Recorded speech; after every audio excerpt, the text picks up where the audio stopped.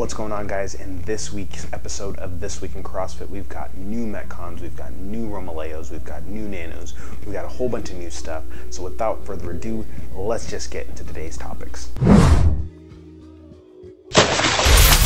And first off, I want to give a huge shout out to Clout God D'Angelo Osorio, who hit a monster 350 kilo total at University Nationals last week. He had a 205 kilo clean and jerk, which put him at holding the record now for the University National total. So shout out to him. I know he's been working super hard, and all the athletes that have been there, they've all been working super hard. My coach was actually at University Nationals, so shout out to you guys that competed last week.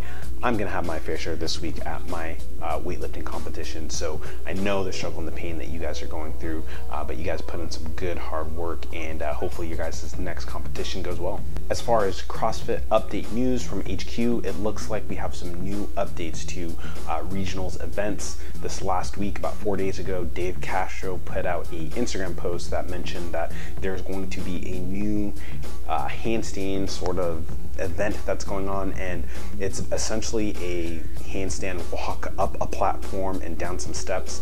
I know some athletes have been playing around with this prior to the open and going into the open and things like that. They've just been messing around, so it's kind of interesting that Dave Castro has seen something that people have been doing and deciding to implement that into the regionals, which I think it's a good idea. I think with regionals, it's a place where athletes are being tested to see if they qualify to make it to the next level, and seeing events like this, I think, will really help to bring up the engagement for the spectators and really just kind of set the bar even higher for the regionals level platform. But what do you guys think? Do you guys like this new event that's going to be taking place at regionals? I mean, even for just purchasing the equipment for this, it's about $1,200 on CrossFit.com. So it's a really pricey piece of equipment to test out. But do you guys like this new event that's going to be taking place? Do you guys think it's risky? Do you think it's something that you would try yourself? Can you do it?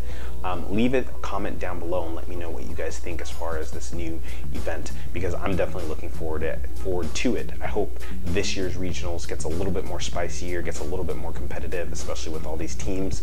I'm really looking forward to it, especially Central regionals. That's going to be super dope with Matt Frazier, all these other guys that are down there. That's going to be dope. Let me know in the comments below what you guys think. Now, the second story that we have going on this week is coming out of Oregon. The story comes out of Cleveland High School, which is a school in the Portland, Oregon district of schools. One of the coaches there decided to set up a program just to kind of test out and see if there would be people interested in the CrossFit training as opposed to traditional PE. Started out with 10 students. The next year, there was about 150 students that signed up for the course. Now the class actually has a speed and strength training for 9th graders, which is technically their on-ramp class, but it's something new that they've implemented. And with the 2018-2019 school year, they have about 400 students that are looking to join in the class and just learn the fundamentals of CrossFit, because the class has become that popular in the school. And with the popularity of this program, the teachers and the PE coaches have actually taken this program and started it at a new school in the same district. So this class is really, really growing. It's really flourishing and just really impacting the local youth community that's in the Portland school district area. But due to recent budget cuts, it looks like about 200 students are not going to be able to take the class in the 2018-2019 school year. Part of this is because of the fact that PE is only required for 1 year in the Portland school district area. So that means that this is technically an elective, it's technically a luxury, it's technically something that's not required for students to continue to take. And because of that, a lot of these students are going to be forced to take other classes that they may not necessarily want to take, like wood shop or other art classes or other culinary classes, which isn't necessarily a bad thing. I'm really hoping that these coaches are really able to rally the support that they need in regards to letting the school district know that this is an important class, that this is something that they shouldn't cut, that this is something that they should continue to implement in not just that school, but in other schools.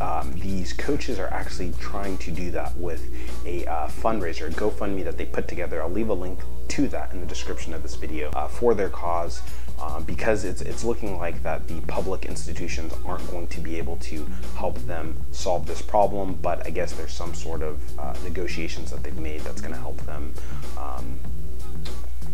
use private funding in order to fund this program. And if you are in that area, they're actually also putting together a local competition on May 18th for both teens and adults, and all that money that's being raised for that competition or from that competition is going to go towards helping to fund that program in the Portland school district area. So whether or not you can be there physically and compete, or whether you want to donate on the GoFundMe page, it looks like there's a bunch of options for really the CrossFit community to come together and put our money where our mouth is. We can help this gym raise the funds that they need to continue to provide help and motivation and help to these kids that need it, that are looking to change their life through fitness. But what do you guys think? Do you guys think that this is something that public schools should implement, or do you think that this is something that the students should take it upon themselves? If they want to do CrossFit, they should work with their parents to go to a CrossFit gym in the area? Or do you think this is a good idea? Do you think this is a bad idea?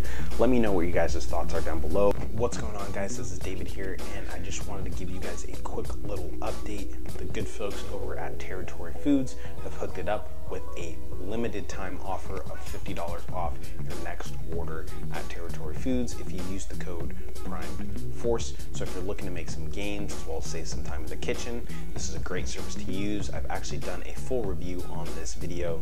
They are not paying for this whatsoever, but if you spend $50, disclosure, I do get a little bit of kickback from that.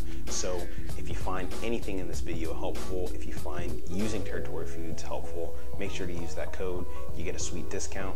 I win, you win, we all make gains. So without further ado, let's hop into today's episode. And as I mentioned at the beginning of this video, it looks like Reebok's gonna be dropping actually 2 new shoes in the next couple weeks. One shoe which will be dropping the day that this video is out, and that's the Reebok Lite Mid, which is Reebok's powerlifting shoe that came out quite a few years ago. It was a shoe that a lot of powerlifters like. Some people didn't like it, but it was actually a pretty popular shoe. They stopped making it. I'm not really sure why, but a lot of people still wanted to make this. Long story short, these shoes actually became available again at Mark Bell's seminar about a week or so ago. There was a super limited release. I think it was about 100 pairs that were released. People, I guess, went crazy and they wanted more. They wanted these shoes just because they hadn't been out in so long. So they decided to do another release today at 12 p.m. That release is only going to be about between 100 to 200 pairs. Sizes are going to range from 9.5 to 12.5, and we should expect these shoes to release for about 100 to 150 bucks, maybe even more, just because of the demand of the shoe. Who knows, maybe down the road we'll see another release of the shoe, maybe we'll see more iterations of the shoe. The cool thing about this shoe is that it is actually a Flexweave version of the previous Lite mids. The previous one was just all leather, I believe it was. This one's gonna have Flexweave. I know Joel did an unboxing of this video because he got a pair from somebody that went to the seminar. He said it's actually a pretty rigid shoe as far as the Flexweave go, so it's not gonna be like what you would find on the Nanos, the Nano 7 and the Nano 8. But if you're a power lifter, this is a great shoe for you. A lot of people swear by this shoe. Obviously, Mark Bell, the king of powerlifting at the moment, not necessarily the king, but the biggest advocate for powerlifting, super strong guy, as most of you guys probably already know, but he's a big advocate of the shoe. Jesse Burdick, a lot of the guys that you would see at the highest level of powerlifting really love this shoe. So if this is something that you're looking for in regards to you need a new powerlifting shoe, make sure you check this out. Again, the shoe drops at 12 p.m. Pacific Standard Time. No price yet, but make sure you hop on that because shoes will be limited. Now, the second shoe that we've got coming out from Reebok is the Reebok Nano 2. This is a washed blue collegiate navy bright lava Nano 2. I know Reebok has been kind of putting these out there every once in a while because a lot of people love the Nano 2. I'm not a huge fan, I'm going to be honest, of the Nano 2. My favorite Nano was the Nano 4, but I'm not really a Reebok person anymore. I really only wear my Nano 4s. Sometimes I wear my Nano 1s. But this shoe is going to be re-releasing, I think, May 1st in the UK. This shoe is going to be releasing for about $96 or 79 bucks UK dollars.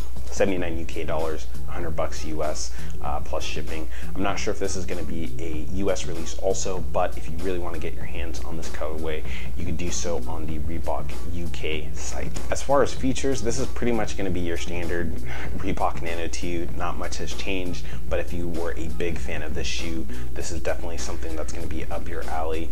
I think it is actually kind of cool that they're re-releasing the shoe just because of the fact that there is a big demand for it. I know the all blacks are typically on Reebok.com all the time, or they re-release them quite often. It's cool that they're actually re-releasing other pairs as well, just because they see that people want this shoe. Like I said, this shoe is going to be releasing May 1st at 1 a.m. in the UK, so make sure you pay attention, set alarms so that you get notified when to hop on Reebok.uk to make sure you grab your pair. Are you going to be grabbing a pair?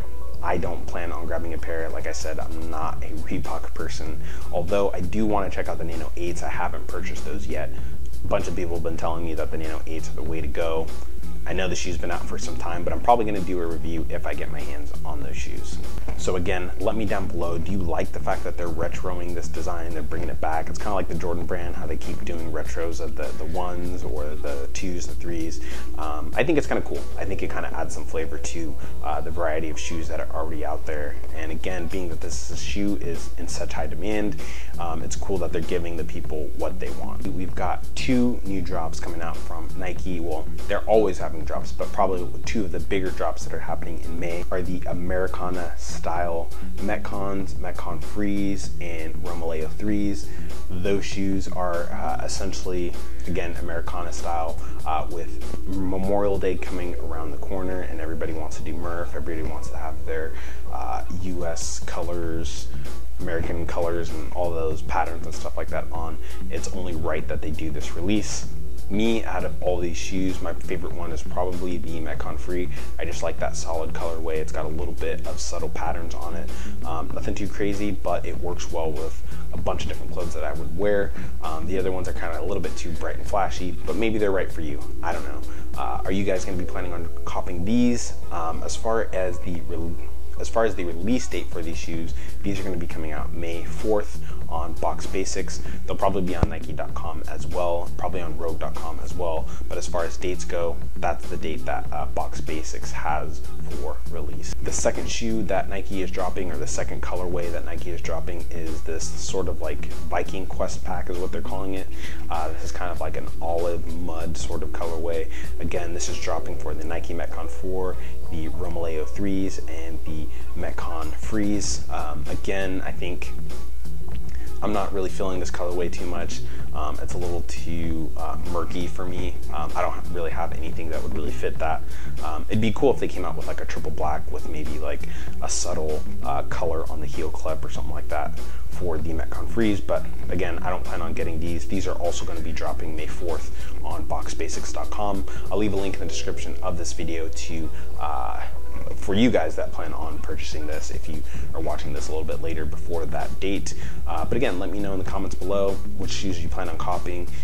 Do you have too many shoes so you're not going to cop? Let me know down below. And today's last release is the Matt Fraser SR2S. This is the Rogue Matt Fraser collaboration jump rope. This is pretty much the same as the standard SR2S. The only difference is I think the colorway might be a little bit more darker for the red colorway, and then it's got hard work pays off, which is, I guess, Matt Fraser's quote that he says all the time. The only difference, again, like I said, with this jump rope between the original one is pretty much the price point. You're really only paying for the laser etching that they put on the handle. So for the Matt Fraser ropes, you're paying about $42.99. For the standard SR2S, you're paying about $39.99. So it really depends on if you really have to have the Matt Fraser one. I know there's some people that have already purchased the Matt Fraser one, but you're not really getting anything more by purchasing that. But I mean, I think it's a cool sort of idea. I don't plan on running off and buying these again because I have about like 3 or 4 other jump ropes that kind of all match all the different kind of styles of jump ropes that you can already purchase. So, you know, maybe you're looking for a more competition style, lighter jump rope. This may be the route to go.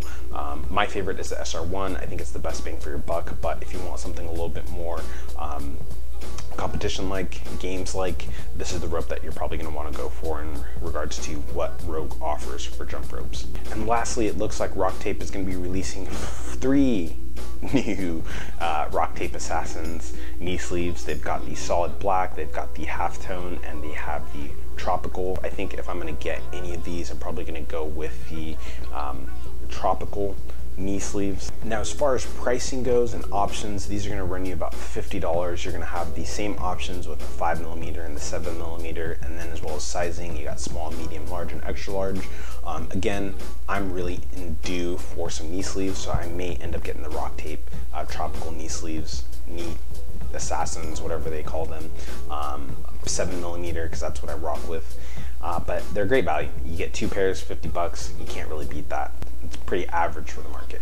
But that's going to be it for today's This Week in CrossFit. Everything that you need to know as far as what's going on, product releases, stories, things like that, guys. Again, I want to thank you guys for sticking with me, not unsubscribing, despite the fact that I haven't been able to put out a consistent upload for This Week in CrossFit. Hopefully in due time we'll be able to have a more rigid structure. I think for right now we're gonna maybe do once a week again, maybe bi-weekly, and drops will be every Monday because I can film on Sundays. And again, I hope you guys enjoyed it. As always, let me know in the comments below what you plan on copying, what you plan on dropping, and what you guys think about today's biggest news stories. And as always, may your coffee be black and your barbells be heavy. This is David, and I'll catch you guys in the next episode.